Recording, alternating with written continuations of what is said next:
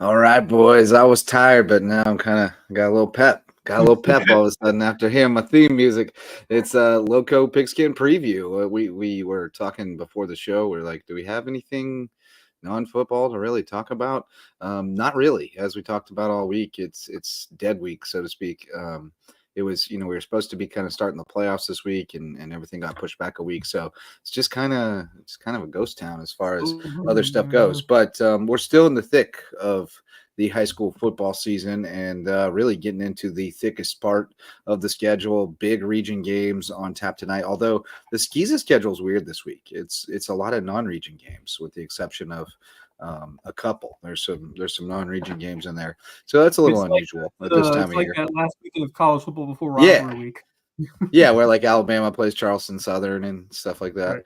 Right. Weird matchups, but we got some good ones, and even a couple of those weird matchups, so to speak, are pretty good. Carlton Prep, Dorchester comes to mind, particularly. But we got some good ones on tap this week, boys. The show presented by our original sponsors, our All-Stars, Mickelson Law Firm, official real estate closing attorney of LowcoSports, and presenting sponsor of the Hilton Head Christian Academy coverage here, HHCA Homecoming, and the guy who will be on the call will be joining us in just a bit, Marcus Walsh from WHHI TV. They got JP2 at home.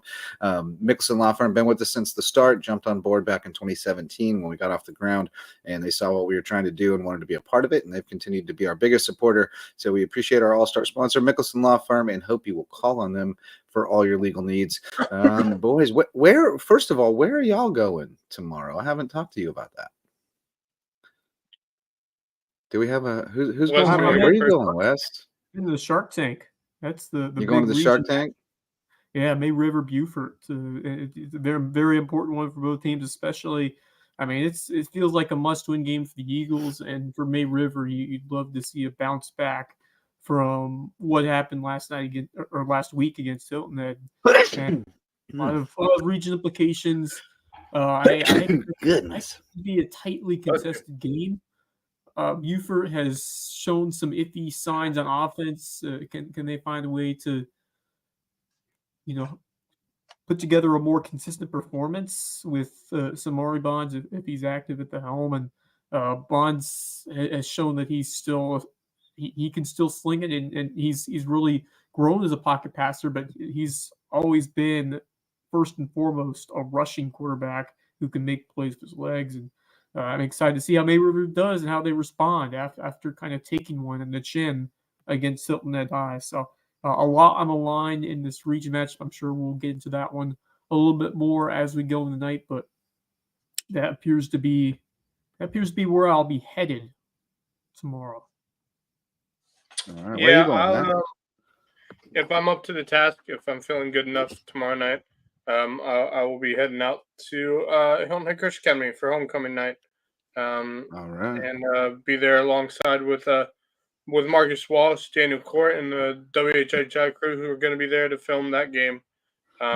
Should be an interesting one. I'm intrigued to see how JP2 shows up for that game. I don't know if I'm going to expect anything out of JP2, but you would love to see it be a bit of a closer match than it was the first time around this season. So we'll see how that one goes. But more than likely, if I'm able to do it, I will be out there. The Stricklander will be in Orangeburg. We could have told you that. If the Pats are playing, the Stricklander's there. That man puts a lot of miles on that vehicle. I'll tell you what. Chasing them Patriots around. Well, he may ride the bus. I don't know, but probably not. I think he probably takes his own road. But I don't know where I'm going to go yet. That's why I was asking you guys where you were going to go. That helps me determine where I'm going to go. I might slip out to Whale Branch tomorrow night. But man, it's a long haul to get back. Yeah, and it's Loco and Loco. The gap between those two teams with what we saw Hampton County falling to Barnwell and then Whale Branch showing out in that first region game. Now, I still think Hampton County's a better team, but it's a lot more intriguing than it was with Jerry Hector's team on the rise a bit. So, yeah, and they play tough D, so it'll be interesting. There's some pretty good ones on there. But let's not waste any more time. Let's start previewing them. Let's get Marcus Walsh in here. Marcus Walsh from WHHI TV joining us. He's got his full attention on high school football now that the Guardians are out of the playoffs. Sorry about that, buddy.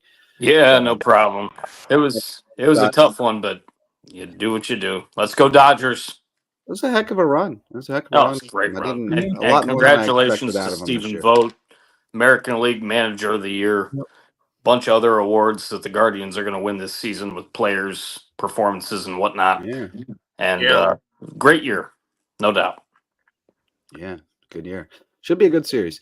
But let's talk football, boys. Let's do it. Marcus, we'll start on the Skeeza side tonight. How about that? Since you've got Good deal. JP2 Hilton Head Christian Part D.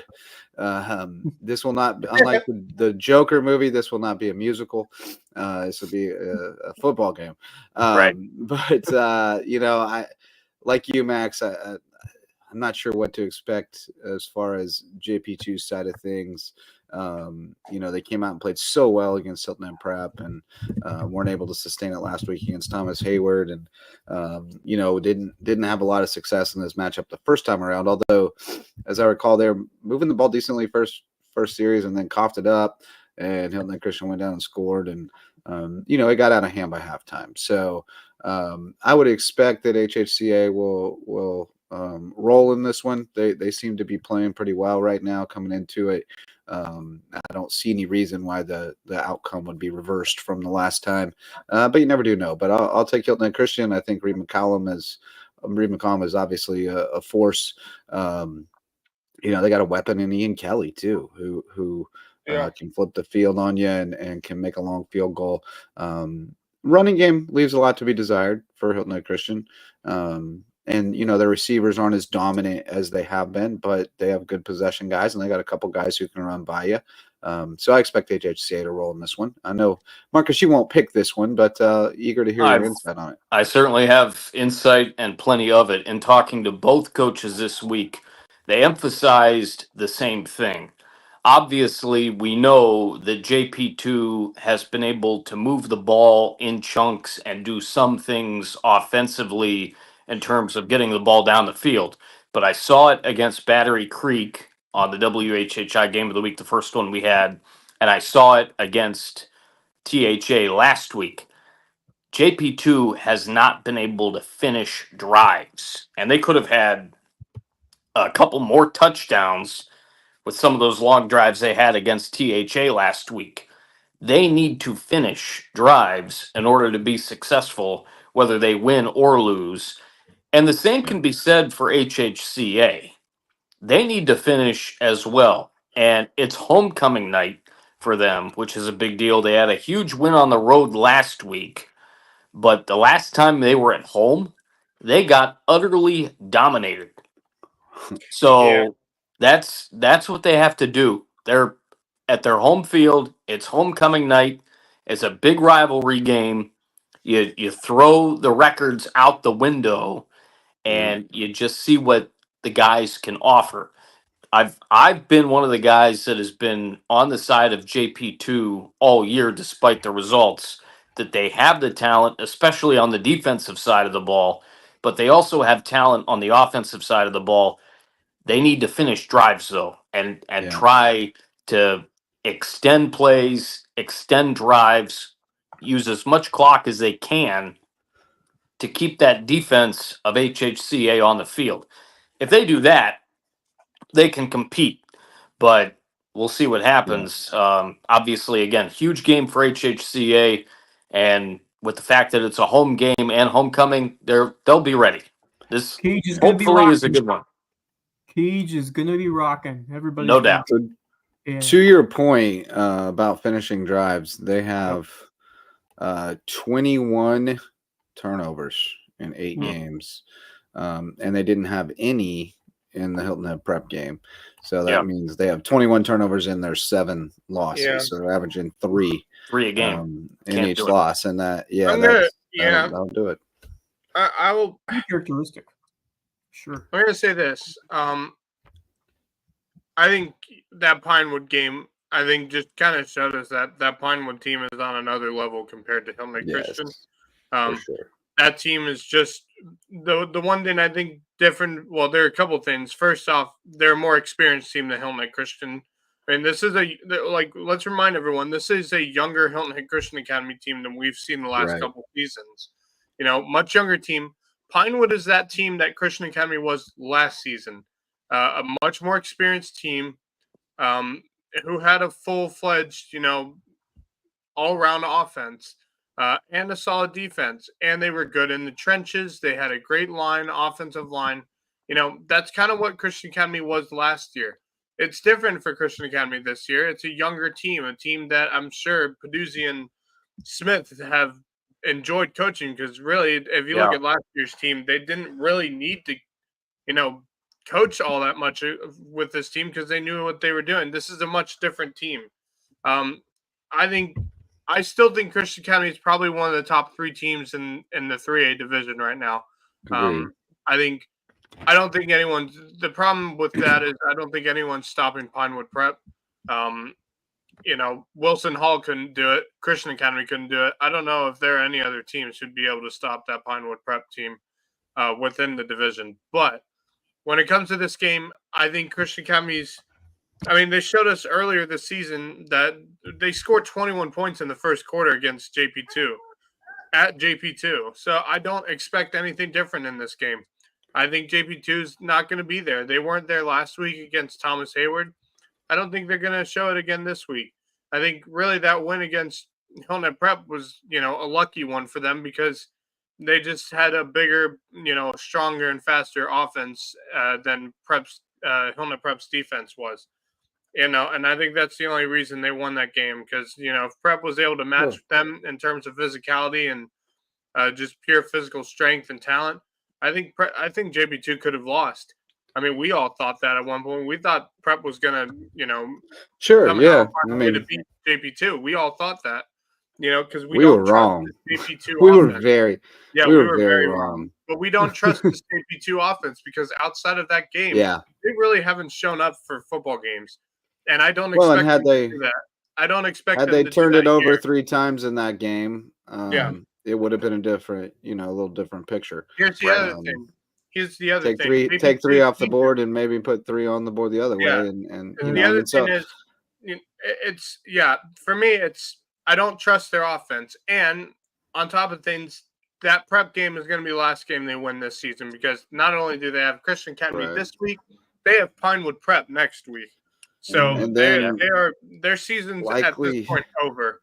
And so I think, if they can keep it close in the first half, then they may play through 4 quarters. But if it's not close in the first half, I don't expect this game to be interesting after the first half. You could easily get they've got to sustain drives and they got to get stops. I'm taking get off to a fast start too. I'm taking Hillnet Christian by a solid 35. I'd expect the margin of victory to be at least a few scores here. I've seen this kind of game before. JP2, it was great to see them get that win earlier a couple weeks ago. Hillnet Prep. This is a completely much more challenging matchup in every way with Hillnet Christian Academy and Reed McCollum showing what he can do throughout the year. And I feel like this is a great stepping stone kind of game for them to kind of just get back on track and play their potential because they should, if they play up to that, they should be putting a bunch of points on the board. And Reed McCollum could be in line for a big day if we see kind of what we saw early on in the season and he gets back to playing that strong style of football and they're able to finish drives and they're able to spread the ball around. So I think this should be all Hillnet Christian Academy. JP2 in the midst of growing as a whole this year. They're still trying to find consistency in offense, and the defense has been great at times, but I think Hillnet Christian Academy with Reed McCollum will find ways to take what they give them and move the ball throughout that night and dominate this ball game for the majority of it. I'd love to see JP2 at least kind of find a way to stay in it, and they're going to have to survive early and put together some extended drives and keep Hillnet Christian Academy's offense off the field as much as possible. But that's much easier said than done. I think Hillnet Christian Academy, knowing that it's homecoming, knowing that it's going to be a great crowd, big energy over there, I think they should fly out of the gates and put together a pretty convincing win at home as they get past JP2 easily. All right, going on down the line in Skiza, Patrick Henry, Stricklander said he'll be in Orangeburg. That's Patrick Henry at Orangeburg Prep on Friday night. And, this is a non-region game, so I don't know how much time we really need to spend on it, but kind of a tune-up, like we said, kind of like that Alabama, Charleston Southern week. Well, not really. Both these teams sitting at 3-5. No, not because they're not. They're equal teams. It's an even matchup. Right. They're both sitting at 3-5. Let's see. They've both kind of started pretty good and then kind of went the other direction, I think. That's kind of what happened with Patrick Henry. Orangeburg, yeah, they're kind of struggling. Their wins are over pretty weak teams. Yeah. The only comparison between those two teams is they've both played Thomas Hayward this year. That's really the only comparison you can make. And Thomas Hayward both played Andrew Jackson, right? Yeah, that's right. Well, Orangeburg got smoked by Thomas Hayward. Not surprised, but didn't Clarendon Hall too, right? Didn't y'all play Clarendon Hall? Yeah, maybe Clarendon Hall. Yeah, so they got some common opponents. Teams they've lost to are good. They lost to Wilson Hall by 3. They lost to Calhoun by 3, and they lost to Greenwood Christian by 20. Greenwood's not that good. I don't know. I mean, Stricklander says we 3-5, but I'm picking my boys as always. I'll go Pats on top. I will too. I think they'll be able to put the pieces together to get a big win on the road. Michael Tucker gonna carry the load. Yeah, that's what it comes down to. He's the guy that has anchored and carried the team for the most part, and they're gonna need others to step up as it goes into the postseason. But that's someone you want to rely on, and because he can do it on both sides and really plays in all phases of the game.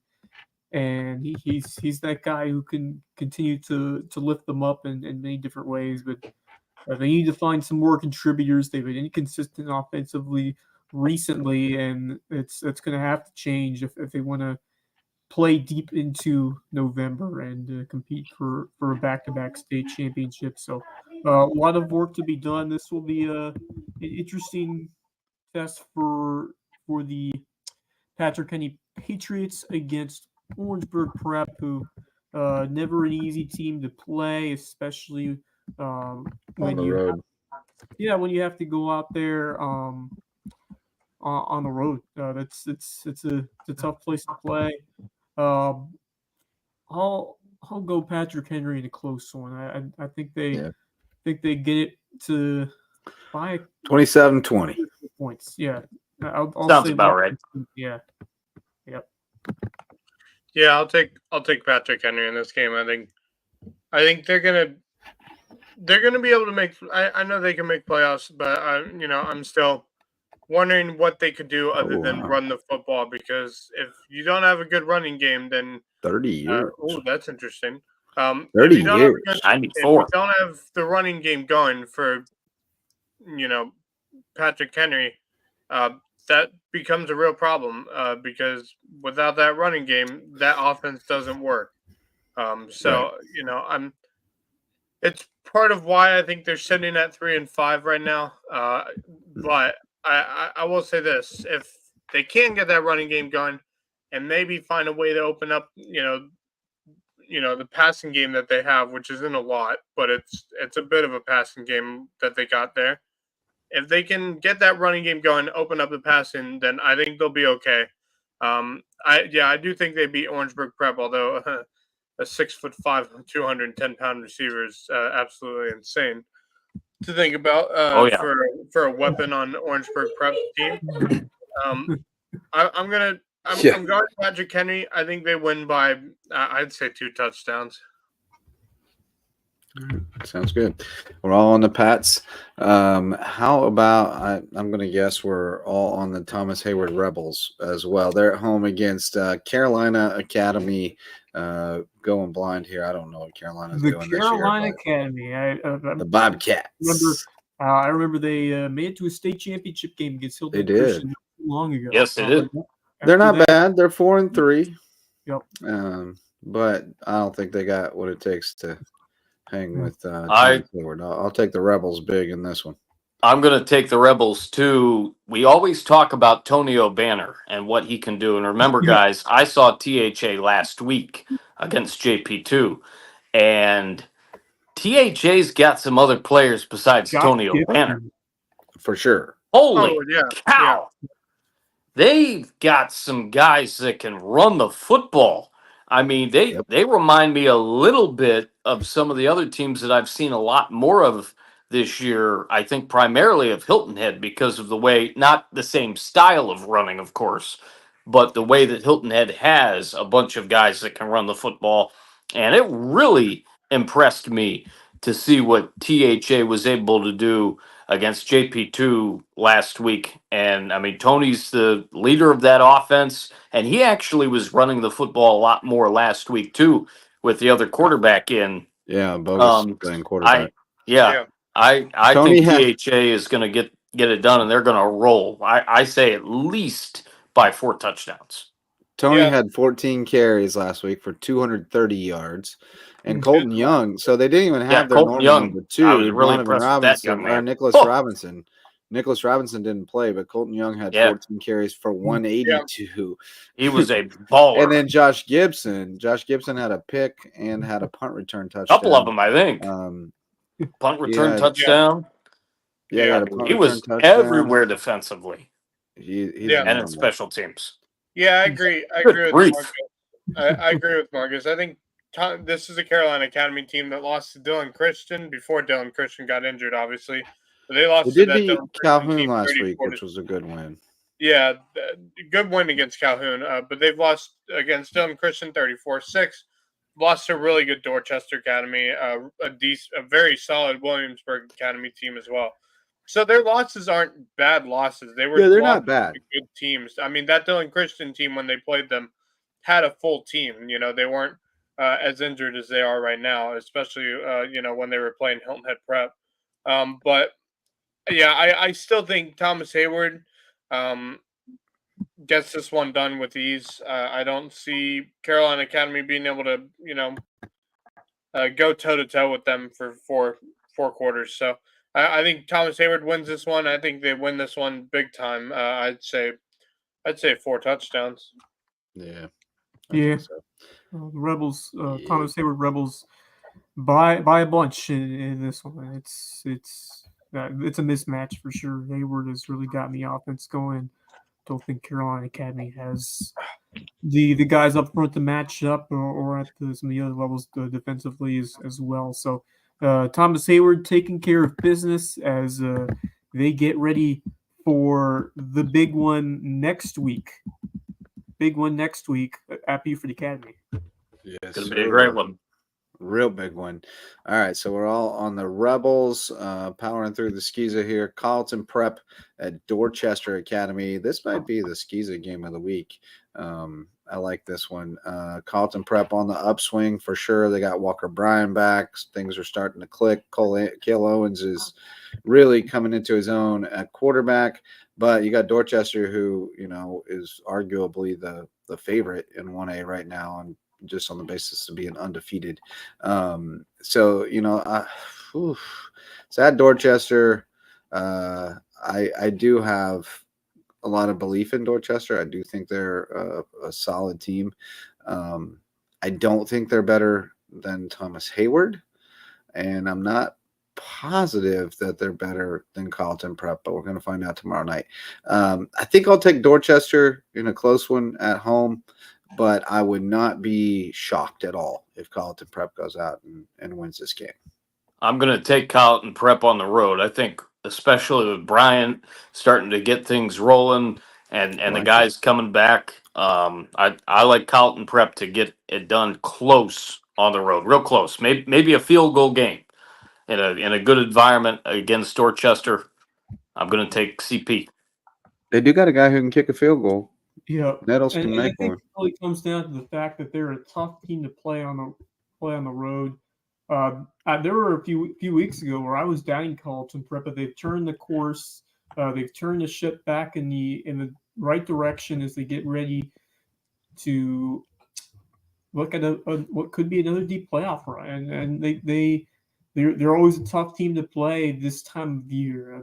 They're always strong up front. They can block, and they've got a pretty solid run game that we've continued to see. And Cole Davis and others have provided some excellent seasons, but they've shown some depth over there, and some new guys have started to step up and make plays for the Warhawks. And Greg Langdale has seen his squad grow over the course of the season, especially these last few weeks, and they are a really good team on the road. I think they come in there and knock off Dorchester by, I'll say, by 3 points. So I'll say Carleton Prep. Yeah, they get to the road, and this is a matchup that we could see again potentially in a few weeks. I mean, these two teams are right there near the top of their respective regions, and so it's cool that we're seeing like a lot of cross region games. Like, that's something we've seen all the time. Is that you have these squads? It feels like they used to avoid it, but they're leaning into it right now. It's cool. Max has picked up on a game that I missed. Thomas Hayward. Yeah. I'll get that in there. So you're on Carleton Prep, Wes. Max, you taking the Warhawks? I have not taken anyone yet. I'm gonna say this: that Dorchester Academy team, I think, is among some of the favorites to go deep into the playoffs. That aren't from our region. I think they're one of the favorites. But that Carleton Prep team, I mentioned it the other night, that Carleton Prep team is getting hot at the right time. They're getting all their injured players back. Walker Bryan's return. They showed really well, even without Walker Bryan, against that Patrick Henry team a couple weeks back. Yep. The passing game has gotten so much better than it was at the beginning of the season. Their quarterback has really found some confidence. I think everything's piecing together for this Carleton Prep team at the right time. They're looking way better than they did at the beginning of the season, even when we thought they were going to be a really strong team. And then with all the injuries and everything, they just kind of fell through the cracks. And we weren't thinking much about them. And then I see them play Patrick Henry. I was like, oh, okay, Carleton Prep's still in play. They're still in play. And you get Walker Bryan back to go on top of that. And, they had a great game against Lee Academy this past Friday. And I'm thinking, Carleton Prep's looking really strong at the perfect time. And I think for those reasons, I know they're on the road. I know they're at Dorchester Academy. But I'm taking Carleton Prep. I think they got the right pieces, and they got they've figured out how to play this team the right way. I think they've, worked out, all their problems. They're looking really strong, the strongest I've seen them all season. And I think they're going to come into this game and then shock everyone at Dorchester Academy, tomorrow night. I think Carleton Prep wins. I think it'll be close. I'd say a touchdown difference between the two. But I do think Carleton Prep takes the win. Yeah, like I said, I wouldn't be surprised at all. I have burned myself being a homer against Dorchester too many times, so I'm not going to do it this time. I'm going to go with Dorchester, but it wouldn't shock me at all. And let me just say, it's not outside the realm of possibility that they knock off Thomas or Dorchester tomorrow, and then they beat Thomas. Oh, no, they don't play Thomas Hayward. BA does. BA knocks off Thomas Hayward. Then we got a whole mess, right? Ooh, yeah, we got a bunch of one-loss teams. So it's possible. We'll see how it all goes down. But now Carleton Prep's got 2 losses, don't they? They lost to Hayward and BA. Yeah. So that it can't get too monkeyed up, but they're a problem. I wouldn't be shocked if they upset somebody in the playoffs at all. No, you just dug up another one here, Max. Buford Academy on the road to Andrew Jackson Academy in a region matchup. Andrew Jackson has not been very strong this year. Feels like BA hasn't played in forever, right? They've had a weird schedule this year. They've had a weird schedule. They just had 1 week off. They played it faithfully. Yeah, they played like a game early August or something. Right. Yeah, they played the heavy early schedule. Yeah. And then they had a week off. later. So Even so, Andrew the West- Jackson kind of struggling. Yeah, they should be well rested. And their last game was kind of, they coasted through that one. So, nobody carried too heavy of a Like I load. said, So they it's a should tune-up be game for next really week. well rested. It's a tune-up game for next week at the end of the day. I don't think they'll have any trouble against Andrew That's Jackson. right. Just kind of get Yeah. the kinks away and play to that level that we've seen throughout the early parts of the year. And then, obviously you can't look past it. You still got to play who's in front of you, but they should be able to get that job done. And then look ahead to the big one next week. Really looking forward to seeing that game whenever we have it for you on WHHI between THA and BA. When BA is at their best, they're one of the best teams, I think, certainly in Skiza, that I've seen, of course, but around this area.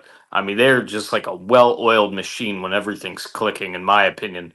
I look for them to go into Andrew Jackson and have everything clicking. Yeah. They'll get the job done tomorrow. Yeah, bigly. Everyone on BA. Max, anything to add? No, yeah, I'm taking BA in this one. No. Yeah, I don't see a reason why they would lose to this Andrew Jackson team. Me neither. Well, how about, is anybody going to be able to slip away for the afternoon delight? Christian Academy in Myrtle Beach at Hilton Head Prep at 4 p.m. That's a great game, man. That's a great game. I will not be able to make it. It's a good matchup. It should be. Yeah, it should be a very winnable game for Hilton Head Prep. I expect them to come out and anyone who's watching play right pretty now, well at home most of the time. I think they take care of business. Yeah, anyone who's watching right now and just so happens to be at the prep game tomorrow, please send us. Let us know. Yeah, hook us up. Keep us updated. Yeah. I don't think I'll be able to get down there. Man, I've been running after school every day this week. I'm running out of gas. I'm going with Hilton Head Prep in this one. I think that the way they've been able to put things together, obviously they've had some huge wins, 3 on the year to this point. They're 3-3? 500 on the year? No, not 500. 3 and something. They beat St. Andrews and then they beat. They're 2 and something, right? Yeah, okay. 2 and 5. Haven't hit to the third win. They'll get their third win tomorrow. I think so. They've played some close games that they've gotten beat in, but they've had some big wins. I mean, it's a winnable game. They're working it.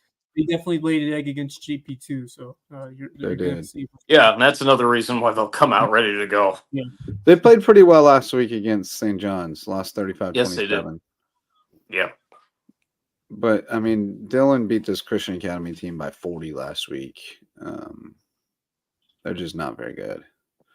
And it's a Dylan Christian team that's not healthy right now either.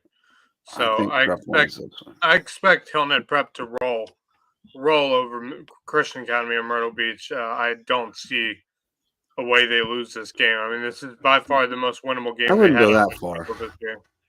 No, I would. That far. I would. I think Prep's better than Christian Academy Myrtle Beach is. And I think they're way better. From what I've seen film-wise from Christian Academy Myrtle Beach, which I've watched a couple things of film, I think Prep's got a better team right now. And I do, they do throw a lot of interceptions. Yeah, for sure. A lot. Yeah, I expect Prep to win this game with ease for me. I think they win by, I'd say 17 to 3 touchdowns, maybe. I'll take them closer than that. I'll say more like 7 to 14 range. How about you, Wes? You got Prep? Yeah, I do. I do have Hilton Head Prep in a tight one. They're going to have to get off to a better start than obviously that JP2 game, but encouraging how they did last week. Found a way to stay in it and played well until those final few minutes. So I think they're going to be a lot more hungrier than that JP2 game. I think they're going to come out on a strong footing and pick up that key region win, which should get them into the playoffs. So exciting for this Hilton Head Prep team. I'm pumped. I mean, what a great opportunity for this new first year coach. Yeah, absolutely. And McFadden's done a great job, and now this is this is a chance to really set yourself up for not just a great finish to this season, but in the future. Indeed. Let's see. And then finally, it's true, Jake. It's almost basketball season for prep, and they'll be really good Look forward to again. that. And then finally, the 8-man game, Cross at home against Holly Hill. When they went to Holly Hill, they lost 49-6. Holly Hill 7-1, Cross 1-7. So looks like that'll be a big win for Holly Hill, most likely. But then looming next week, the trip to Conway Christian, the rematch. Hey. For Cross. They're looking forward to that one. So yeah, we all on Holly Hill. The Raiders. The Raiders. Yeah, I'll go Holly Hill. Yeah. You were wavering for a second there. I was for a little bit.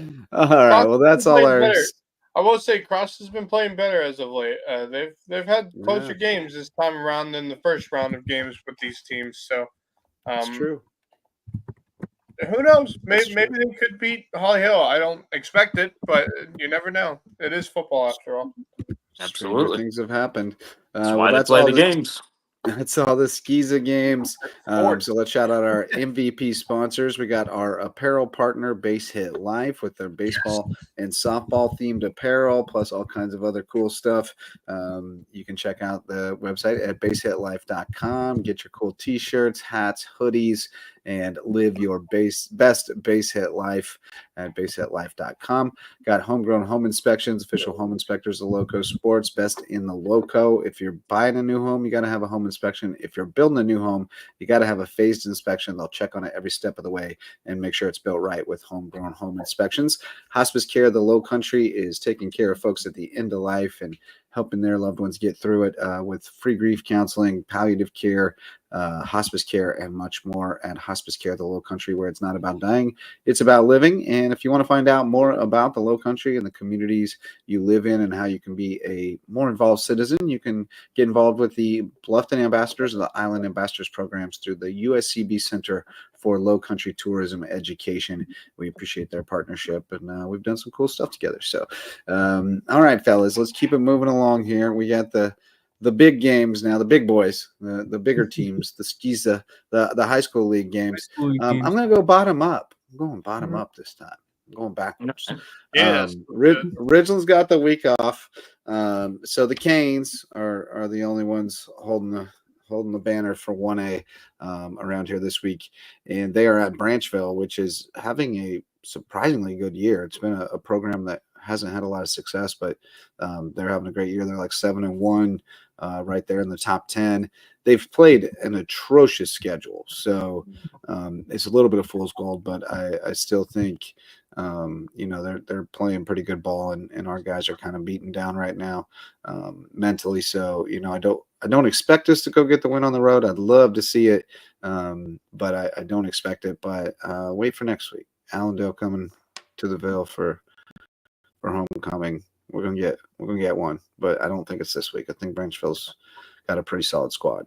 I agree with you, JJ. Based off what you just said there, should be very interesting next week. I agree. I'm gonna go with Branchville and this win over your Canes.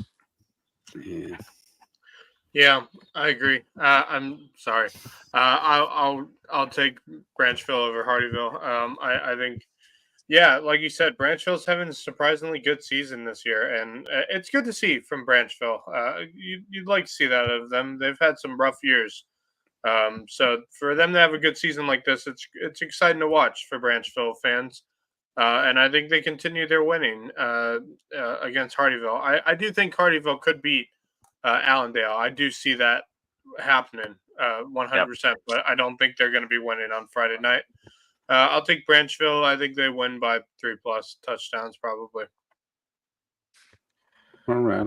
Yeah, I mean, Hardyville in this first year back, still trying to get to where they want to be in the end of this year. Its schedule has gotten tougher, and it's not an easy game on the road. I think Branchville will come away with it by a couple scores, but I'd love to see Hardyville keep it close, play competitive matchup, and it's a learning process for these guys, and I think much better performances in store ahead into next year and beyond for the Canes. And like I said, they can find a way to hang around, stay in. You never know, but I like Branchville to get it done at home.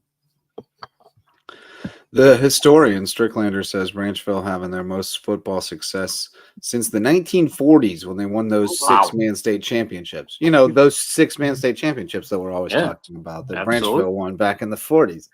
I love the way he just casually mentions them. Like everybody knows about that. Common knowledge. Keith Jackson was probably calling back in those days. Keith Nelly. May he rest in peace. The granddaddy of them all. That was one of my didn't get any better than Keith Jackson. Childhood. Oh, I loved it. All right, keeping it moving to the 2A ranks. We only have one 2A game this week as well because they're both playing each other. Hampton County at Whale Branch, and you know this is a game that I think a few weeks ago we would have been like, oh yeah, Hampton County is going to roll through that. But a couple of people have exposed some weaknesses in Hampton County's armor. You know, you've maligned the absence of the deep passing game the other night, Max, and which, you know, Marvel did a good job of taking some of that away too. But, you know, I think people have a blueprint now on how you can frustrate them offensively. And obviously Hatcher's a great defensive mind. So I think he's going to have a good game plan to try to keep his team in it. You know, Bowers and Brown are both capable of breaking some big plays. I'm not really sure. Did Barnwell attack them with the run last week, Max? Hilton had gashed them pretty good with the run. So, you know, I mean, I think there's a path for Whale Branch to. Barnwell basically ran that football. Their quarterback was basically their running game. I mean, every time he held on to the football, he'd get anywhere from 5 to 15, 20 yards. So, I mean, Bowers is pretty dicey with it. He was averaging around 7 yards every time he carried the football. So, yeah. So, you know, I think there is a blueprint where Whale Branch can keep this a low-scoring, slug-it-out game and get a win here. I think if they can't keep it low-scoring, then they're in trouble. But if they only have to score 21 to win, they might be able to do that. Not only did Hampton struggle with that running game, they also struggle with the play-action passes as well, which is basically what Barnwell runs. They run that, you know, that option running game. They run like a bone, like a wishbone type thing, right? Yeah, that play-action pass where, you know, the quarterback rolls out to the right or the left and, you know, makes a pass down the field. And Hampton couldn't find a way to stop that at all. Every time they went out for a rollout pass, you know, they'd find a receiver wide open. Well, so I mean, it sounds like, as far as game plan goes, like that's the kind of stuff Whale Branch and Barnwell are very similar teams, philosophically speaking. Yeah. You know, personnel wise, I don't know how well they match up, but similar at least. I don't know that they're equal, but similar types of teams. So, you know, I think there's a way Whale Branch could win this. I think I'm still going Hampton just because they got more dudes. They got more horses. They're going to be mad as Hornets too. So, you know, I'll take Hampton, but I think it's going to be a competitive game. Maybe 14 points. Because it's at home. 28-14 type thing. Yeah, that's what I got. Possibly. Yeah, because it's at home, I think I'm going to go with Whale Branch in this one. I think that when they can put it together, they can play with anybody. And, you know, I've seen them in the past with that run game. And I've got a sneaky suspicion because this game's at home that they're going to come ready to play. And it seems like Hampton County Whale Branch games are always pretty dang competitive and pretty dang good. I'm going to go with the home team. I'm not too sold on Whale Branch yet. I've seen it a couple weeks. I've seen them play a few times, and just their offense needs some more work. It hasn't been as inspiring as I've hoped for it to be. But they just need a little bit more up front. Hampton County has some dudes, Mandrell Sanders, among others, who can fight their way in the backfield. It's just I feel like it could be a mismatch defensively with the way Hampton County and the way they've played, and I'm sure they'll be even more, just hungry to make big stops on that side of the ball, and just Whale Branch is really starting they're trying to find it. It's been better, but I still think Hampton County's defense should make a statement in this game, and it could be a bounce back effort for that offensive side as well with Chris Terry at the helm, and Whale Branch has been they've been solid defensively for the most part. They've coughed up some big plays, which I expect Hampton County to pull out a couple of them midway through and find a way to pull away on the scoreboard from that. So Hampton County bounce back effort on the road. Whale Branch still not sold them yet. Give me the Canes by around 17, 18 points. All right. Yeah, no, sorry, Marcus. I can't go with you on Whale Branch. I don't trust them. I really don't. Even though they've had 2 wins in a row, they've been to Edisto and Lake Marion, who are easily the 2 bottom teams of that region. And they only won those 2 games by like 2 points in both. So I think for those reasons, I don't. Yeah, yes, at one point their running game was good, but that was last season. This season that running game has not shown at all, except for their game against Hardyville. Other than that, they just have not had an offense that's worked this year. So with that, I don't trust them. I think Whale Branch is not as, physically gifted right now as Hampton County is. Like, take Whale Branch a couple years ago against this Hampton County team, then we could be talking a different story. But that was then. This is now, and I don't see Whale Branch winning this game, even though they're at home. I think Hampton County wins this one, and I think I'd agree with Justin. I think they win this by 2 touchdowns. Alrighty then. Alrighty, I'm back. And Gear Babes is here. I don't know why Gearhart's showing up as Gear Babes, but it's funny. It's funny. It's funny. Gearhart. All right. Yeah, so Marcus is bucking the rest of the group, and he's going with Whale Branch, which I wouldn't be shocked, but not terribly shocked, but more in respect of Whale Branch than in denigration of Hampton, who I still think is quite good. Remember, 2 pick sixes, ill-advised. Otherwise, that's a tie game. Yeah. It was. It almost was a tight game despite those interceptions too. It would have been a tied game, and then they're driving for the win at the end of the game. It was almost a 7-point game. It was almost a 7-point game if they didn't run the football on 4th down. It would have been a 7-point game. Although I talked to somebody this week, and they felt like they should have gotten that. Like, they just didn't execute it well. They didn't execute well on that play. It was there, and they didn't take the right option, basically. But yeah, it should be a pretty good one. I think the 3A game's pretty good too. We got Battery Creek at Orangeburg Wilkinson. The records wouldn't really show it as that even of a matchup, but I'm just not sold on Orangeburg Wilkinson. The results themselves, it's just like, I don't know, there's nothing to get excited about there for me as far as their results go. Now, you could say the same for Creek. They haven't really beaten up on anybody who wasn't, below them either. But some of the results, I don't know. Orangeburg Wilkinson is weird. Like, they only beat Edisto by 3, not super impressive. But then their losses are good. Keenan and HKT are both good. They beat Hanahan by 4, and they beat North Charleston only by 5, which is so weird. And that was last week. So that's what makes me, it was 49-0 Oceanside. Now, the bad news is for Creek is Chase Olson's done. He had surgery yesterday, and it was successful. No complications, so that's good. But he's back to square one again, and said he's got us as our Creek correspondent the rest of the way. So, so we'll start prepping you for your post-football career.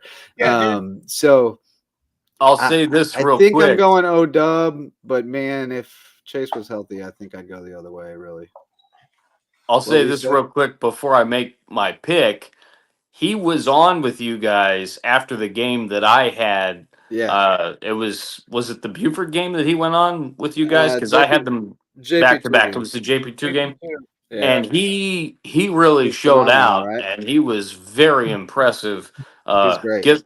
Get well soon, young man. We're all Yeah. rooting for you, and I've been really impressed.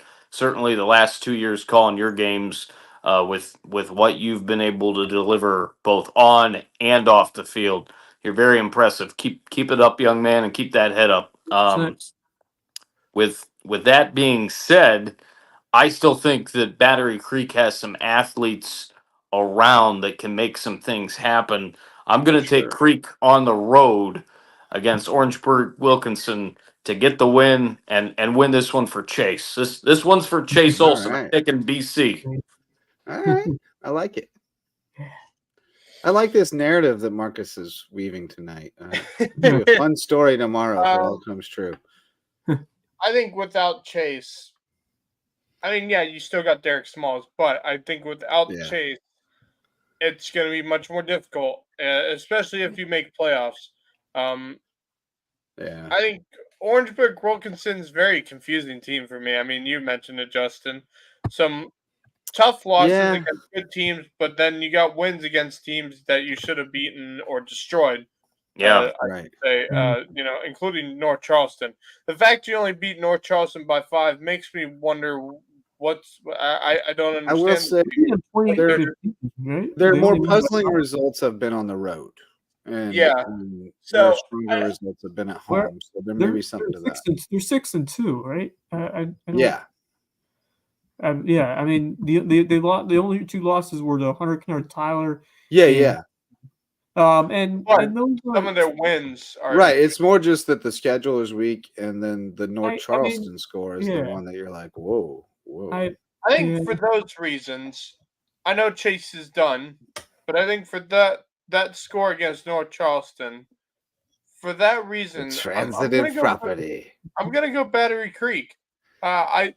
I don't think it's going to be a runaway game. I think this could be very close if Battery Creek wins this. I'd say Battery Creek wins by 3. But Derek Smalls is going to need to play the game of his life if they want to have a fighting chance in this game.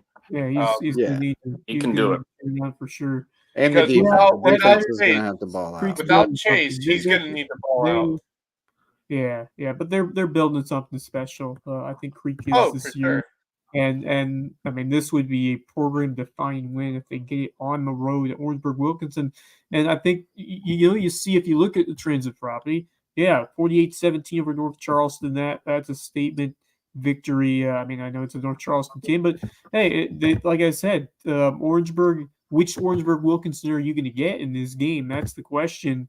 Because they beat Hanahan by 5. Hanahan's a pretty solid. That was a good win. Yeah, that's a good win. They beat Airport on the road, though. That they're just 1-5. But they've had a couple of interesting games. That North Charleston game, they still won by 13. I'm not going to. Yeah, it's at the end of the day, it's still a win, and they've gotten some key ones over the years, and even over the year. But they lost to Keene by just 1 touchdown. Yeah, that's a good loss. Creek can win this game, but they're going to have to play one heck of a game throughout and put together a full 4 quarters on the road. Chance of that happening, I'm not sure. I think most likely it's going to be an Orangeburg Wilkinson victory by about 7 to 10 points. I think Battery Creek will keep it kind of close. Yeah, I think so too. I think they can't. It's possible they could win this game. I would like their chances with Olson. I don't as much without him. I mean, it's an uphill climb without him. Even there. Yeah. All right. Well, before we get into the Region 7 4A, let's shout out another round of sponsors. We got the varsity sponsors: DDS Web Design, building, hosting, maintaining websites for businesses and nonprofits to get results. So if you need to get found online so you can do more and think bigger, go to ddshhi.com. If you need some legal service in the outer Loco, the Loco Frontier, as Stricklander calls it, out in Jasper, Colleton, Hampton counties. Call on Parker Law Group. They're helping us continue to expand our coverage in those counties and shine a light on more deserving teams and student athletes around the Loco. Dr. Ambrose Coles, our official chiropractor. You can find him at Rooted Living Wellness in Bluffton, and he'll get you feeling right, mind, body, and spirit. And it is almost wrestling season, and you can take your skills on the mat to the next level this season at Reverence Wrestling Club in Bluffton, the official wrestling sponsor of LowcoSports and the presenting sponsor of the Loco Grind Reverence Wrestling Club. So, all right, 3 games left to preview, fellas. The Region 8 4A round robin. Bluffton, the only undefeated team left in region play, and they put it on the line tomorrow night at Bishop England, a team that handed Hilton Head its only region loss, but May River got on them pretty good up there. So, it's what do you make of this region, right? But I think this is an interesting matchup. I think Bishop England matches up better with Bluffton than they did with May River, certainly. I think their passing game is pretty good. Their run defense seems to be not as strong as their pass defense necessarily. So, I think it's a decent matchup. But with that said, I think Bluffton's got it rolling pretty good right now. And, they're pretty physical up front, but then really dynamic on the edges. It's a good combination. And I'm a little wary just because, on the road, they went over to Savannah and they laid an egg. And so, I'm a little worried about the road game factor, but the road trip. But I think Bluffton's the better team. So I think I'm going to go Bluffton, 7-point game, maybe 14. They score again late, but I think it's competitive. I'm thinking right along with you, JJ. Bluffton with that tough loss, not just tough, but a bad loss against Savannah Country Day earlier this year. They're going back on the road. They're not going to look. They're not going to look by BE this week. Looking ahead to what they have coming up, they're going to take care of business, and they still are one of the best teams in my eye from everybody that I've seen in 7-4A. I think they take care of business on the road against Bishop England. They get the win, and then they've got the huge matchup the next couple of weeks. But they'll start off with May River next week, and then they'll take on Hilton Head. They got I like gauntlet Bluffton. to win this region. Gauntlet. Yep. If they win it, they will have earned it. For sure. Yep. Yeah, those Dang are 3 right. very tough games in a row, ending with potential bridge bowl against Hilton Head. So you take it one at a time, and for Bluffton, I kind of feel like they're playing some confidence ball. This is a big one. I think if they get this one, you're kind of really riding high towards the next two. Elsewhere, on the other hand, if you lose it, then you're starting to doubt yourself a little bit heading into 2 big rivalry games. So I think this one is very important for the Bobcats, and I like the way the offense is rolling. Bishop England is probably going to be one of their tougher tests defensively that they've seen. You mentioned how good the pass defense is, but Holly's been able to provide some strong effort on the ground. So if they can mix him up and kind of keep that D on their toes throughout that contest, I think the offense could find a way to shine and make it a good effort for them on the road. I expect Bluffton to come out on the right foot, and then it's all about the defense. And the defense has been a little like they've been underrated. I think they've held the road for some good portions. I mean, you go back to that Hampton County game, a lot of damage was done just turnovers and self-inflicted wounds, which is very important. And I think they've done better. I think the Hampton County game is a turning point because after that, I think they've been a little more cleaner offensively. And you can't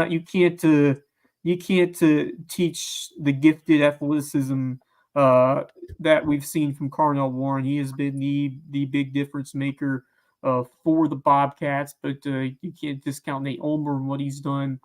So the offense is really it's a really strong group with a lot of talent surrounding Aiden McCarthy. So it's setting up really well for the Bobcats if the offense continues to click. And so if they really set the tone and score on like the first couple of drives or a good portion of them, it's going to be tough for Bishop England to stay with them. I think that Bluffton, if they get out on the right foot in this game, I think I really like the opportunity that's presented before them here in this portion of the schedule. So Hayden Greger's a great coach. Now, can they bring it on the road? And they've had a couple of duds on the road. I mean, the Savannah Country Day game. They did win at Beaufort, though. Yeah, they won at Beaufort. That was the big one, and I like how I'm glad they brought that up because that was a kind of turning point game for them because that was big. That was a tough place to play, and I did pick. They gutted it out too. They really got outplayed for most of that game, that's and they scary gutted thing. it out. If they turn up another notch, and I mean Beaufort had them a couple times. It looked like the Buffalo was going to go the other way in that. Man, early on, it looked like Beaufort was going to steamroll them back. They just kept punching them back, and whether it was Connor Warren and later some other guys, Bluffton was able to handle the challenge. And I think if they can perform at that level, they're going to have every chance to knock off Bishop England. So this could. I'm gonna take the over, the proverbial over in this game. I think both teams have the capability of putting up some offense, but I think Bluffton does just enough, a little bit more to get the job done on the road and come back, get ready for the Bluffton Derby next week, or the Bluffton Bowl, I guess, or whatever you call it. Bluffton Derby. The Bluffton Bowl. Indeed. Bluffton Bowl. Speaking of which, I saw I'll be Misa there tonight. I saw Misa at Hardyville Coronation tonight. He and his wife came over to support, so that was cool. Speaking of the Bluffton Derby, so what do we land on? Who's everybody going with? I'm going Bluffton. Bluffton.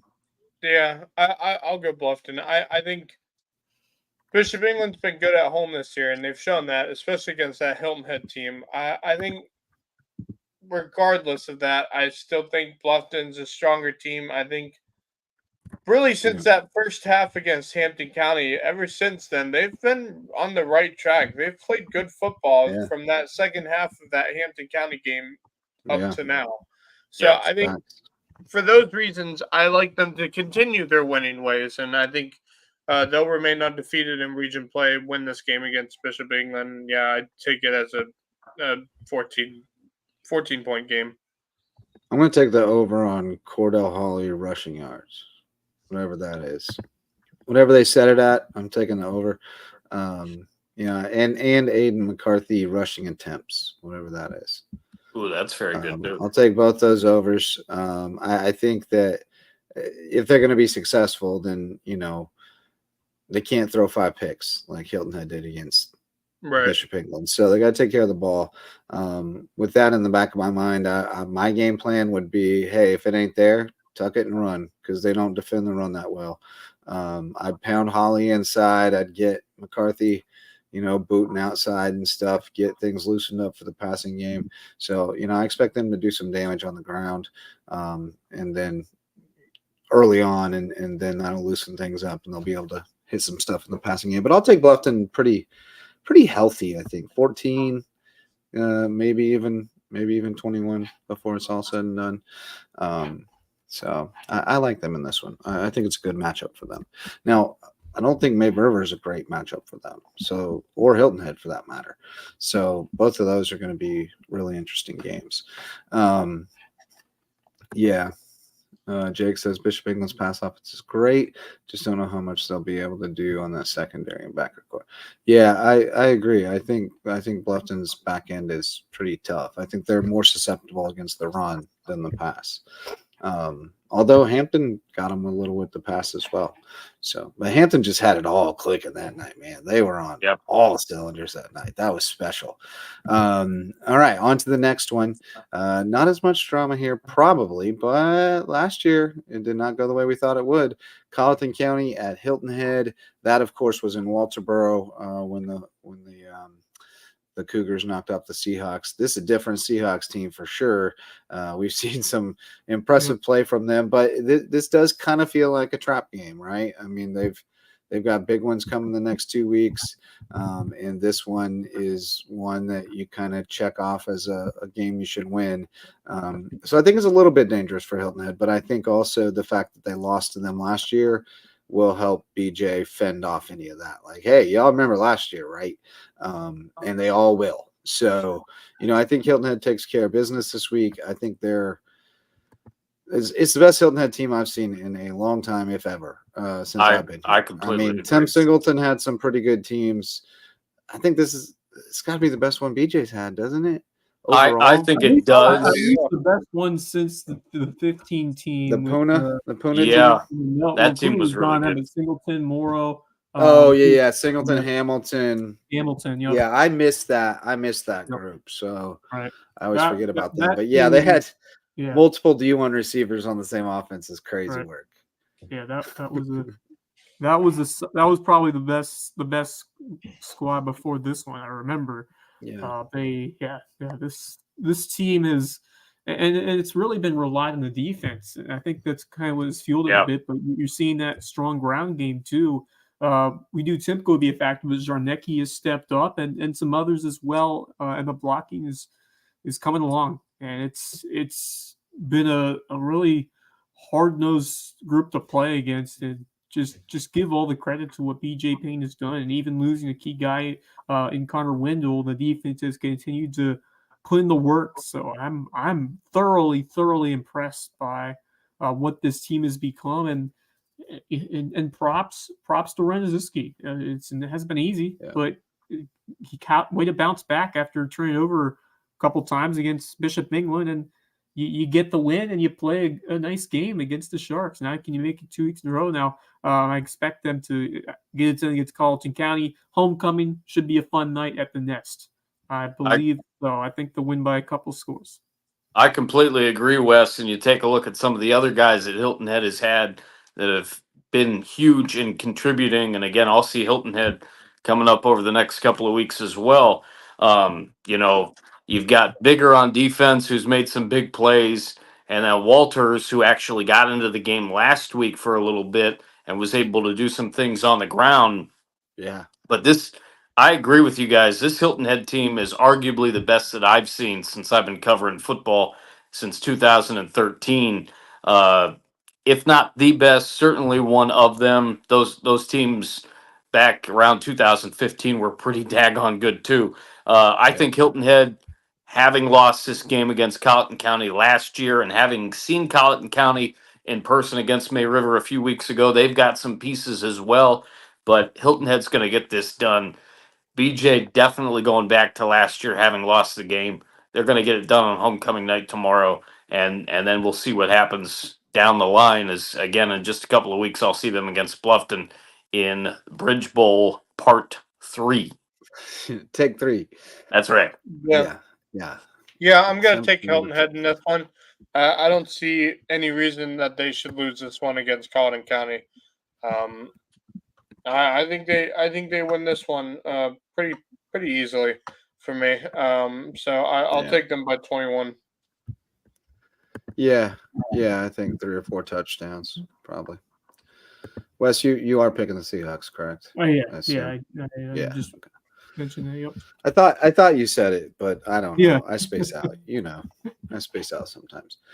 There's a football game playing on the TV over there, so sometimes I get distracted. No problem. But yeah, the Rams are trying to.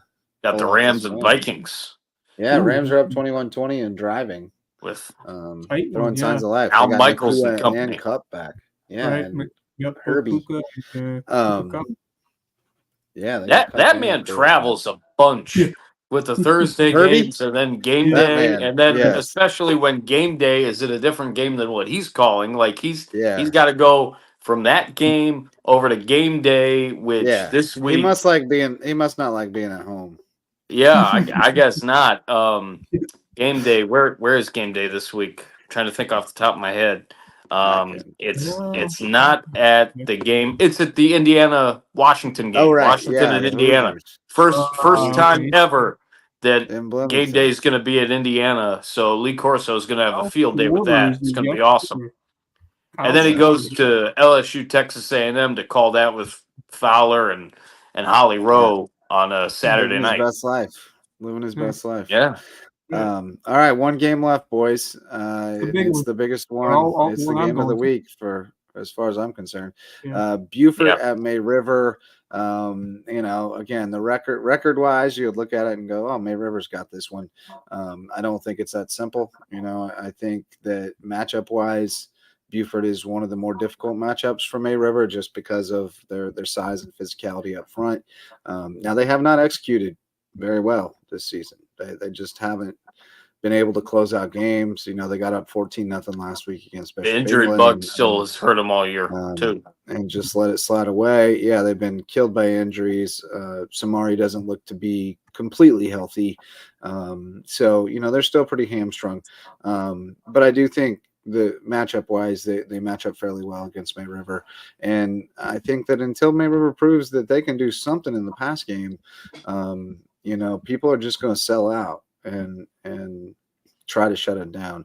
I know Buford will have a good game plan for that offense. Defending it, they definitely will have poured over the Hilton Head film last week and try to mimic whatever BJ did.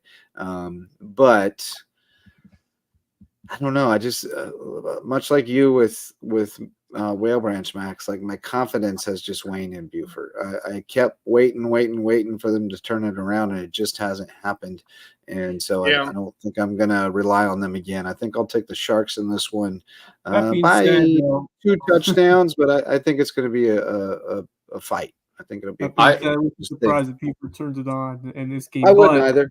Yeah. I thought that. Go ahead, Wes.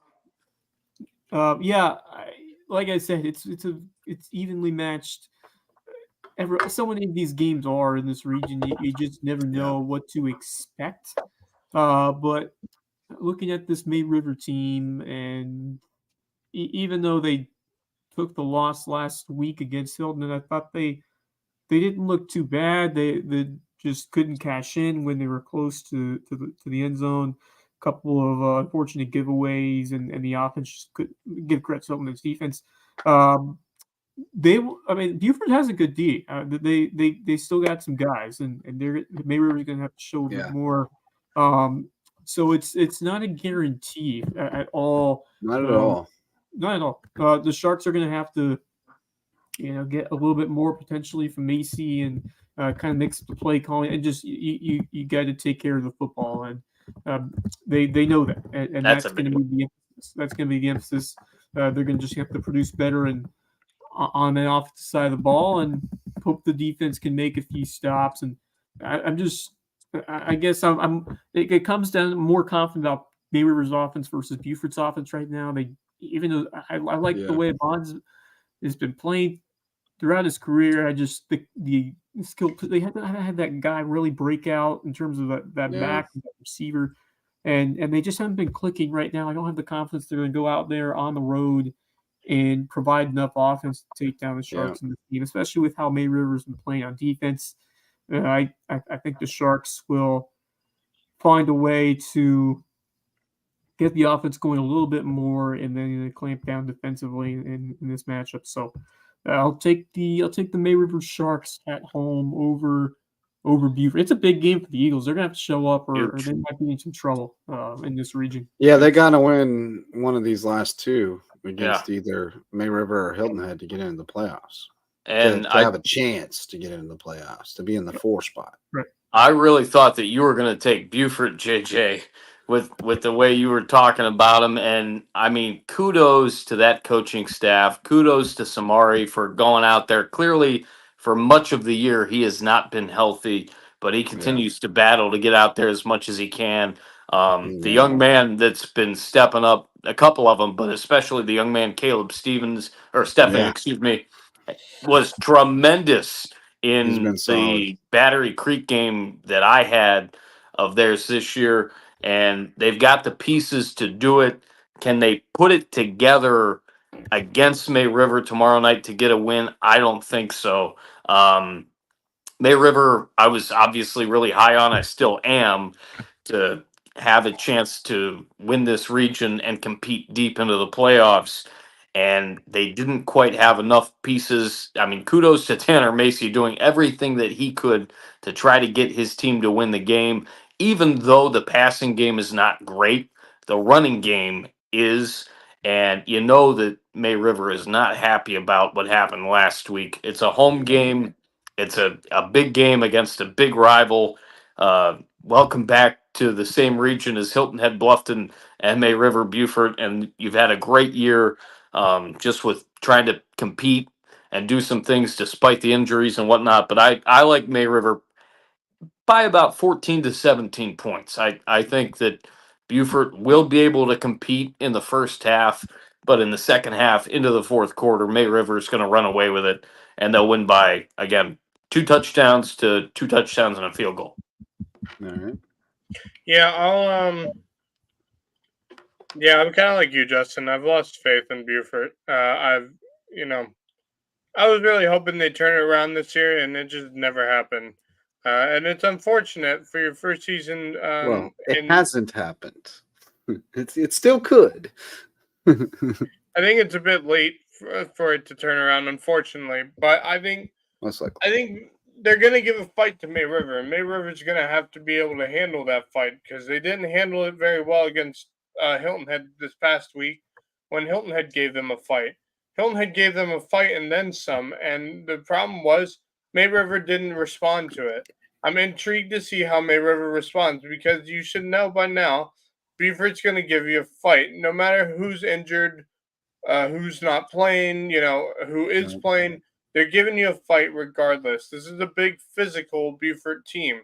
And May River is going to need to be able to answer when Beaufort puts pressure on them. And I expect them to do that, but I also expect Beaufort, for those reasons, to be close in this game. I'm taking May River, but I think it could be a 7-point game. Yeah, I think that's very feasible. That's very feasible. Out of the realm at all. 28, 21, something like that. I could definitely see that. I could see it going either way. I'm taking May River, but I wouldn't be at all surprised or shocked, I should say. I'd be a little surprised, but not shocked if Beaufort pulled it off. Well, that's all the games, boys. We got through them all before 11 o'clock. That's great. And the Lowco boost. I'll give you a bonus pick right here. Okay, what Yankees or Dodgers. Yankees or Dodgers. Okay. Marcus, I know you're. I know it's. I heard your pick. You went Dodgers. I had said it before, but I'll add a little bit to it. Despite Clayton Kershaw and the issues that he's had over the last couple of years and whatnot, I mean, Shohei Ohtani, what an animal, and what that team's been able to do, getting off the map and doing great in the NL West and whatnot. I mean, partially it's because of the fact that New York took down Cleveland. I'm going to go 7-game series. Dodgers win it. 7. And it's going to be pretty epic, fellas. That would be ideal. Dodgers. Yeah, I like it. No, I'm kind of sick of the Dodgers at this point. I'm taking the Yankees in 7. Yankees in 7. All right. What you got, Wes? You can't pick the Yankees, right? No way you can, right? First of all, shout out my guy Tommy Edman. What a performance in the championship series. He's a dog. Guy just completely out of nowhere. Glad he's not a Cardinal anymore. But I mean, speaking of the depth the Dodgers have had, we've talked all about Ohtani and Betts, who have shown up as a star power for this team. But you talk about those unsung heroes that always make a difference in the month of October, and I feel like the Dodgers coming into this series have a little bit more of them that have really showed out. But this is all the makings of a classic. I think this is what baseball was hoping for a number of years. Because it seems like the last few seasons, it's been the World Series has been teams that just barely snuck in. They've gotten out at the right time. This is I feel like a true championship heavyweight bout, and I feel fall like classic. Good distance. I made my pick before this broadcast, and I'm gonna go Dodgers in 7. I'd love to see that kind of drama, but I'm saying LA gets it done in 7 games in a classic World Series. Yeah, I wish it would go 7, but never does it? I'll go Doesn't very LA often. and I'll go LA in 6 just to Sure. be contrarian. I do think the Dodgers win it. I think they're although I don't know, it all comes down to pitching, but their lineup is really strong. Either manager could make a blunder too. They're both quite capable of making a blunder. They're great managers, but man, they overthink it sometimes in the postseason, especially Roberts. He does some goofy stuff sometimes. But it should be a great series. It feels like a throwback kind of World Series. It feels like to the days when there were only 4 teams that got in the playoffs in each league, and you knew that whoever got in it was going to be a good team, like none of this wild card team crap. Right. I don't know. I don't love it definitely when a feels team like goes it. like 84 and 78 or whatever, and Right. then makes it to the World Series. That doesn't fill me with joy. But all right, Loco Booster Club. We got Court Lifestyle Pros, Daniel and Debbie Court, your friends and mine, Marcus. They're with Yes, Charter One indeed. Realty. They want to bring you home to Hilton Head See you Island. tomorrow night, Eagle DC. Creations. Yes, he'll be on the call with you tomorrow. All right, good stuff.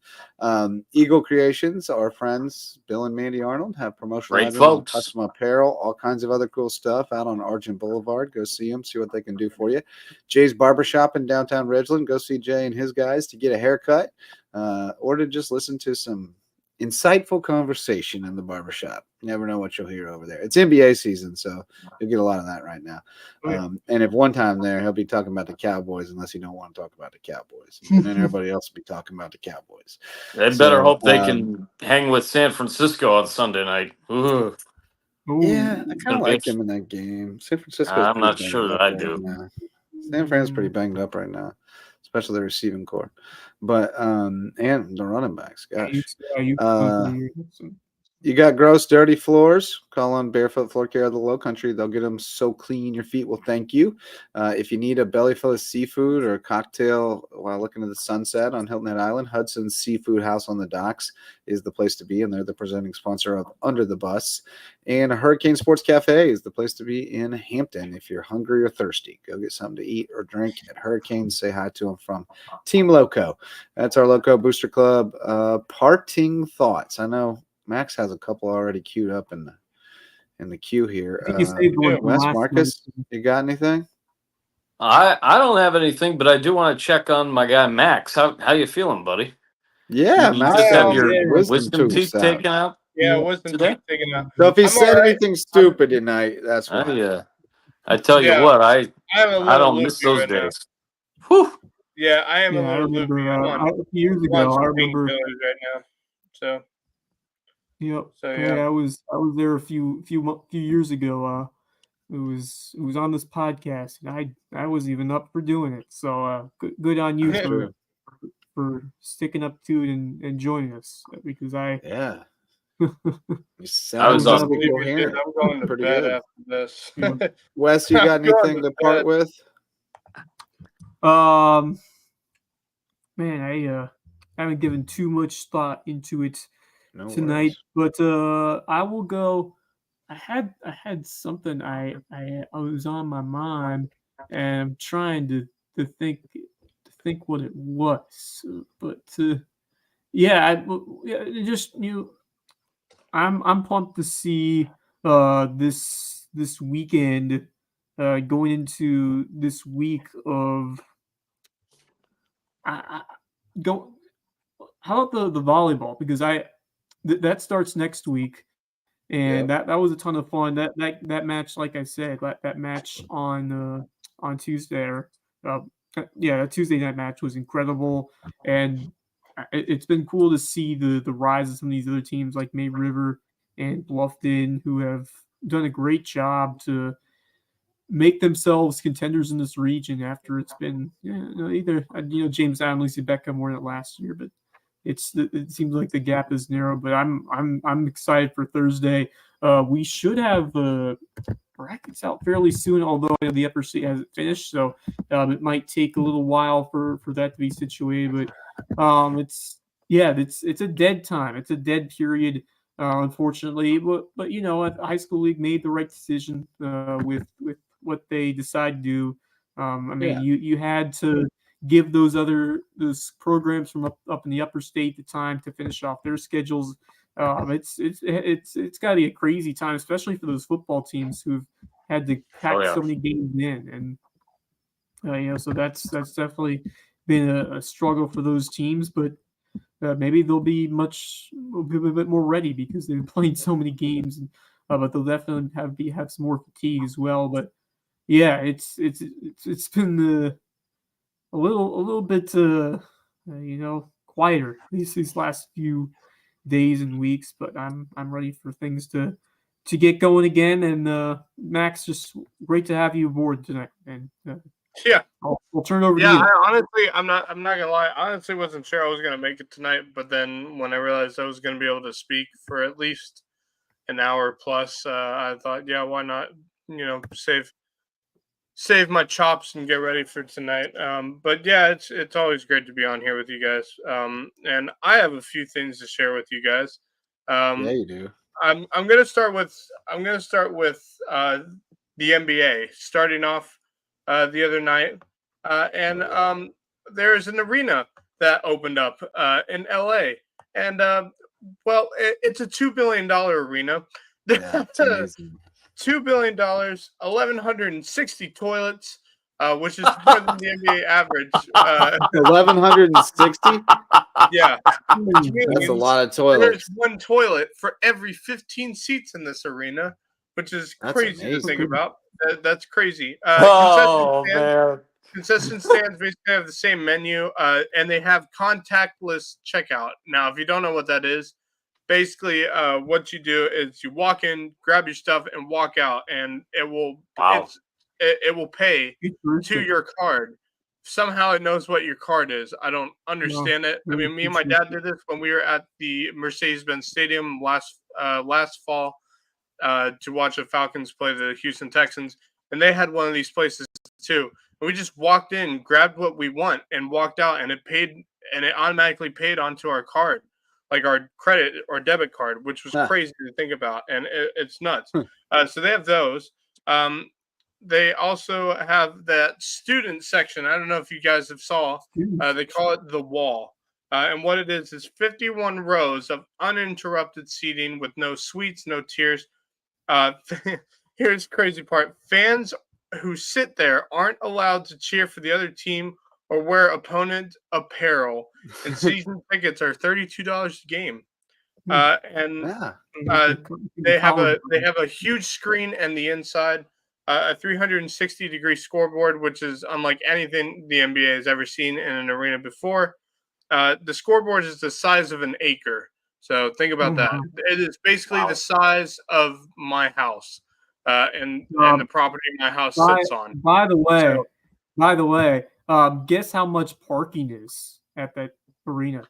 I can't imagine. $120. $70. Oh, geez. $70. By the way, the seats. Here are the seats. The arena seats are heated, have USB ports to charge phones. They have massage settings. There are also controllers built into the seats, so fans can answer trivia questions for prizes during TV timeouts. This is where? This is LA. This is the Clippers' new arena. And they have heated seats? They have heated seats and massage settings on the seats as well. What's the name of this place? I'm not going to use the heated seat, but I will use the massage setting. The Intuit Dome. Because I will tell you this. I go to a game and I sit down, and my back is going to be hurting once that game is over with. I want some massage settings in my seats. The massage sounds great. I just don't need the heat. That debuted last night. I watched the game. They were playing the Phoenix Suns.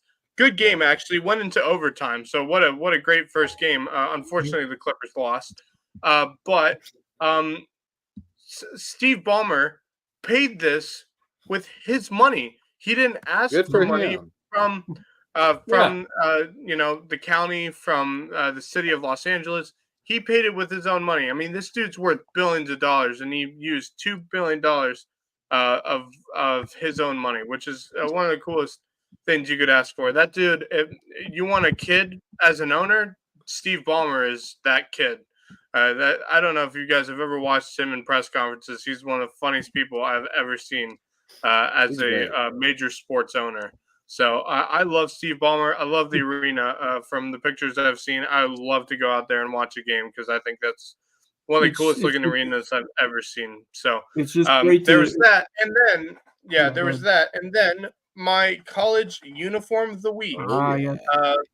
Now I showed Justin this last night, and he Very thought these were nice. pretty cool. So I had to show you guys. This is from the University of Louisiana Monroe. They're wearing these on Saturday, and if you can tell, the helmets, The pretty helmet is cool looking dope. helmets. Those are basically, I believe, an homage to, if you remember, planes from World War II with that look on the Yep. side of the plane. Yep. That's basically what that is. And they have them on both sides of the helmets, along with their all-white jerseys, which I think that's one of the coolest helmets I've ever seen. I don't think I've seen That a is helmet true. more smooth looking than That's a that. dope helmet.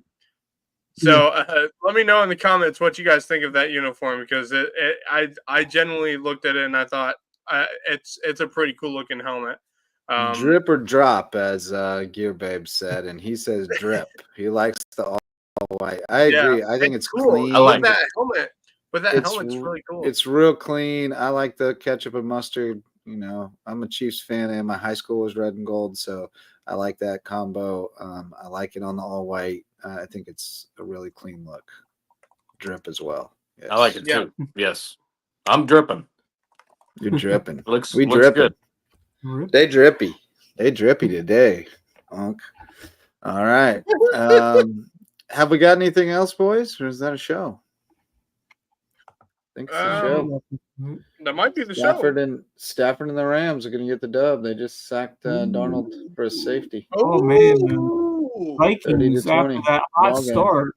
Finally, reality sets in. They might be in trouble in this Vikings. division because of how good the NFC North is. Gearhart's enjoying it. Oh yeah, Yeah, they are, but You're a Pack man, guy, the right? Vikings have dipped pretty quickly because No, you're a Lions guy. Never mind. You're a Lions guy. Who, Gear? Okay. Yeah. Yeah. He's a Michigan guy. But no, this NFC North, Vikings are going to be 5-2. Right. The Bears are in last place; they're 4-2. Packers are 5-2 as well. Wild. Yeah, I mean, and the Bears are scary. Yeah. Their defense is tough, and Caleb's They're kind of scary. figuring it out. I like the Lions. I'm rooting for the Lions. They scared the hell out of the Jacksonville Jaguars the other day. I can tell you that. I agree. That NFC North is just really It's tough. crazy to look at, and the fact that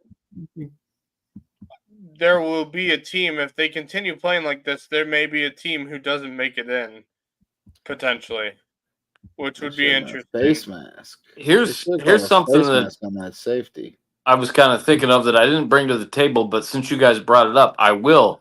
I was thinking about this earlier with the fact that you were just talking about the fact that San Francisco's banged up. Detroit just lost Hutchinson for the rest of the year. You figured that those were going to be the two teams possibly to represent the NFC in the NFC Championship game, with the winner going to the Super Bowl. Who do you guys like as the third best team in the NFC? I mean, the NFC North is stacked. Washington's having a great year as well. Daniels banged up. Yeah, if they get Daniels back. And that is true. He got banged up on Sunday. I mean, I'm not confident in really anyone. The Falcons have had a solid year. They're still they're right there. I was gonna say the Falcons, but I was gonna wait to see if but nobody, it'd probably be dude. something. It would be somewhere in the NFC North. I mean, Philadelphia is still possibly. I haven't seen enough from them yet. I like Washington. I still like Washington a lot. Packers are. Yeah, Packers. Yeah, I was even thinking Minnesota too. There's a lot of parity in the NFL by design. But Minnesota's lost a couple, and I was the West gonna say, is weak. Like, if you asked this to me about a week ago, I probably would have said the Falcons, but with that loss to Seattle, I don't really know what to expect. By the way, Gosh, DeAndre so Hopkins mad. DeAndre Hopkins and the Chiefs, your opinion on the pickup for Kansas City, adding a Hopkins, Yeah, I right. like it. Hopkins. I like it a Yeah. lot. He I finally think has a quarterback who can throw the football to him. Well, and I think at this stage in his career, he's exactly the kind of guy that Mahomes needs, because Yeah. that veteran guy who sees the field, knows where the space is going to be, and will get to an open space where his quarterback can And see him when he's scrambling around and looking for he's still somebody. got them skills. I think too, Hopkins man. is going to He's still carve got people up skills. underneath. Yeah. And He's he can still got still the bust a skills. long one too. I think it's a great pickup. I love it. I wasn't even really on my radar. I was thinking about other guys they were talking about. You know, the and worst then part is got if hit with you're not a Hopkins. Chiefs fan, you know the worst part is they're probably not even done yet picking up players and stuff like that. It might not They be. just Well, and continue they're to going to pick get up- Pacheco. They get Hilaire back, Edwards Hilaire back now, and then they get Yeah. Pacheco back potentially in a Pacheco. couple of weeks. There you That's go. And so that changes everything. Yeah, I mean, I that thought they were scares the toast when he got living hell hurt, out of and me. they're still undefeated. Yeah, that So scares they me. got Kareem Hunt they're back. finding ways to win. Yep. Defense is tough. Spags has a good defense this year, man. He's a magician. He's So Spags, I man. hope we can keep Spags going. is just- Hope we can keep it going. Spags is just a whole different kind of coordinator, man. Kitty cat. Been great for a long time. Oh God, Yeah, yeah. yes. Defense has been All right, yeah. boys. Well, let's call it a night. We got a big day ahead tomorrow on the Loco Friday night. So join us at 9:30 p.m. tomorrow for Loco Pigskin Live. Well, that's the plan, 9:30. If I go to Whale Ranch, it could get dicey, but we'll figure it out.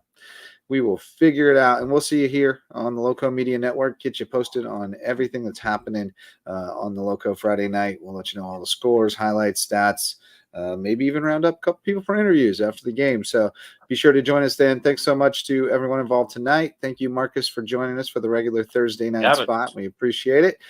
Thanks to Mickelson Law Firm and all of our sponsors, as well as all of you who showed up to listen or watch, especially our friends in the comments. We will see you tomorrow for Wes Kerr, Max Araj, and Marcus Walsh. I'm Justin Jarrett. Until next time, go Loco. The LowcoSports Lowdown podcast is a production of Lowco Media LLC and LowcoSports.com, an independent media outlet providing grassroots local sports coverage in the South Carolina Lowcountry.